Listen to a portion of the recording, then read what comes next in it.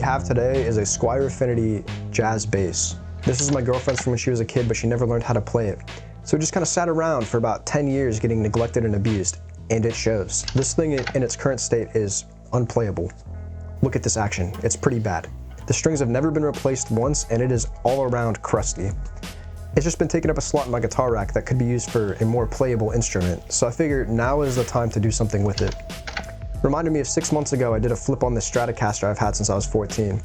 I upgraded everything, but one thing I did was draw all over it with paint pens and refinish it. Turned out pretty cool, and that's what we're gonna do today. Now, I'm not gonna be replacing all the electronics and stuff. I don't see a point in putting $200 worth of new parts into this thing. The goal today is to make this playable and make it look cool, and hopefully we can make some money off of it. So help you God. So help me God.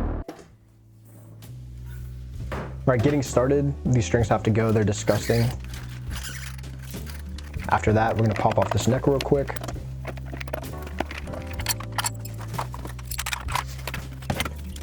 Then I got to taking out the pick guard, and I was hoping that I'd be able to just pull this out with minimal soldering because I low-key suck ass at that. But as you can see, I had to desolder one of the pickups and a couple ground wires. So far, went pretty well. Usually I fuck this part up, so not too bad. After that, remove the bridge, and then once everything is taken off the guitar, it's time to remove the gloss from the finish so that paint actually adheres to it. I went over it with 400 grit and then worked my way up to 800. Did a few passes cleaning up the dust between the grits, and then I worked it down one last time and it was ready to paint.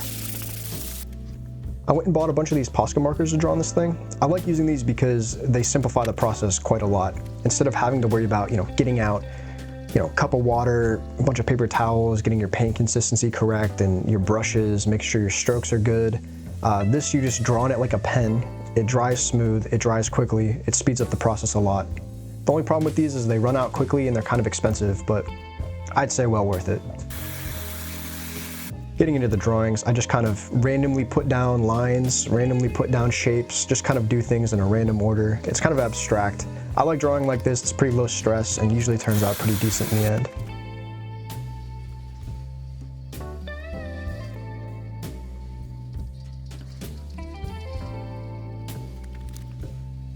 So if you can't tell by now, I'm really just fumbling around making this up as I go.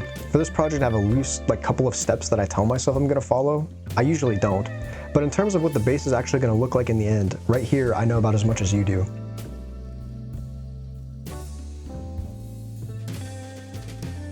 Because I do things like this, I run into unforeseen circumstances that are usually extremely avoidable. Here, as an example, I decided to use these big fat white stripes to frame out the drawings. And these could have turned out pretty good if I picked literally any other color than white. But being a true brainlet, a white paint marker on a black guitar turns out extremely streaky and transparent. Who could have thought that would happen? And yeah, most things like this, I just fumble around and do things almost randomly until the whole project is finished. And because I do stuff like that, something I tell myself will take a day or two ends up taking a week and a half because every step of the way I blunder something different.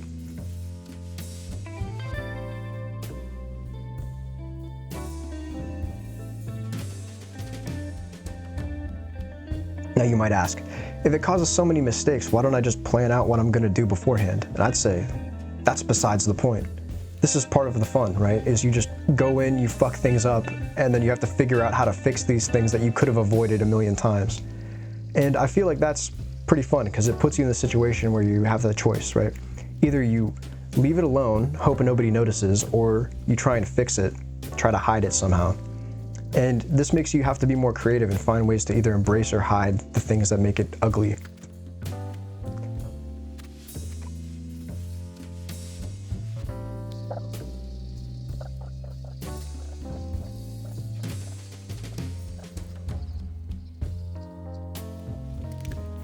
As an example here with these white stripes, because they were so streaky and ugly, I decided to go in with a black paint marker and fill in some of these gaps so that the streakiness wasn't so obvious.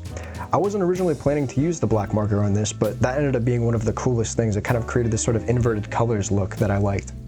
And I would have never done that had I never made a mistake, so works out sometimes.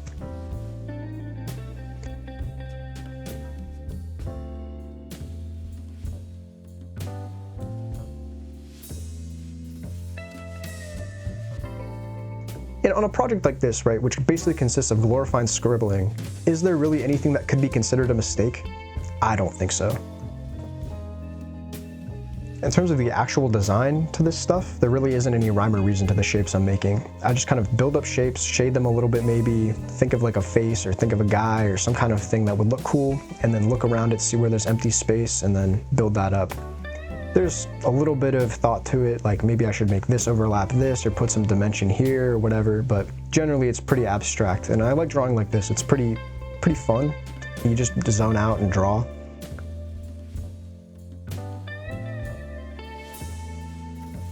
Another goal with this is just to put so much detail, so many random lines, dots, and shapes that hopefully the viewer will get overwhelmed and they think that it's cohesive when it's just really random noise. I didn't really know what I wanted to do with the front, but eventually I just kind of went for it, just did the same design as before. Previous guitar, I covered every single square inch of it with drawings, but I decided I didn't want to do that today because drawing on the sides of these guitars where it's curved and there's all kinds of weird contours and stuff, the paint pens do not like to draw like that. They need gravity to pull the paint out. So if you're drawing like kind of horizontal, it leads to the lines being super streaky and messed up. And yeah, just not worth my time. One thing I didn't think of when I started this was using white paint on a black background kind of changes how I have to think about drawing. Usually when I draw with a dark value on a light piece of paper, right? Like I use a pen on a piece of paper. And what I'm doing is, drawing with black and carving out shadows and shapes and forms from a lighter value. The highlights are already on the paper. I just carve them out using the pen. But this is the reverse of that, and I'm carving out the highlights from what is already a shadow. And that's a bit different from what I'm used to, so I had a lot of fun with this. It was pretty good practice, but sometimes it was inconsistent, as you can see, but I don't think anybody will notice.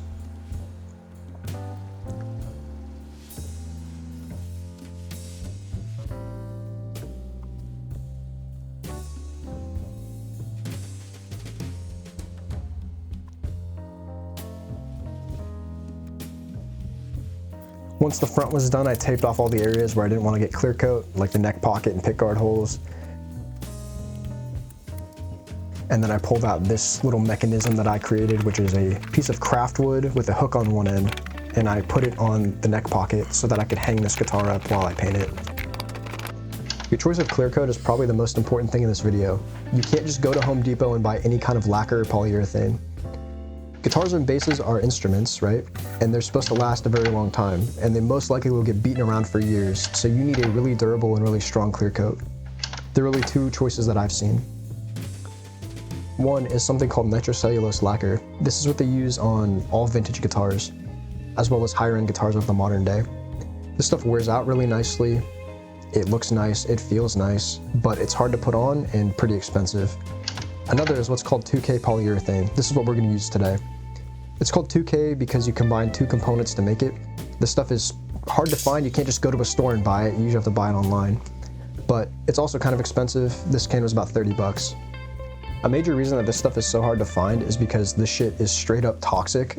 It's always a good feeling when the can has a skull and crossbones on it. This stuff is super flammable, super toxic. You need respirator, you need gloves, you need glasses for this. It creates a super durable finish that cures very quickly, which is nice, but you need to be pretty careful with this stuff. I've heard that breathing in the fumes is like breathing in an aerosol super glue, so don't breathe it in. Another thing is, like I said, there's two components here, and once you start mixing the two components together, the reaction starts inside the can. So the shelf life of the can after that is about 12 hours or so. So you need to spray everything in one sitting. You can't hold on to these for very long. I did about 5 coats of this, waiting 10 minutes between coats. I let it sit for 24 hours before I started sanding it. Because the day I did the clear coat was super humid and hot, there's a lot of orange peel and defects in the finish. So I started with 400 grit to get rid of most of that.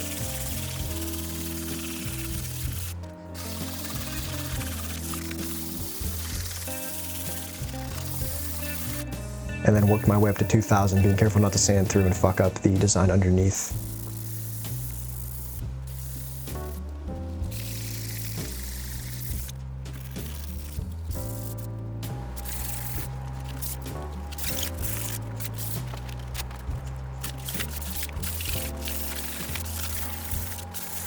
Next, I bought car polish, and then I started to apply it by hand using a rag, but the rag was not working, so I went and grabbed some makeup pads.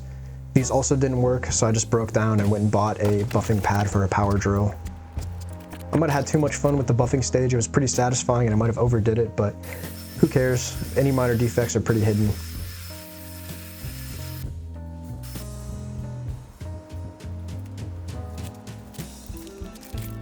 Next, I reinstalled the electronics. Surprisingly enough, I did it correctly on my first try.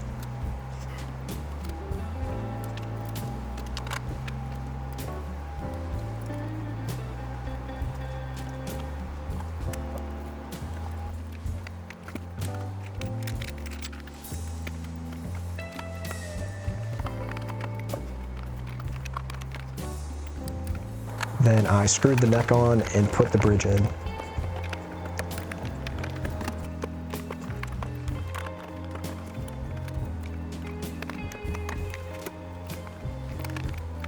After putting on the strings, I adjusted the truss rod and saddle heights until it was mostly playable. The action in the end didn't turn out to be the best. I think there's something wrong with the truss rod maybe, but much better than it was before and definitely playable. I listed it on Facebook Marketplace for $350, which I feel is pretty fair given the amount of work I put into this, and I will update in the future on what happened to it. That's about all we got for this bass, so I'll play it for you a little bit, I'll show you what it looks like, but besides that, that's all. Thank you for watching.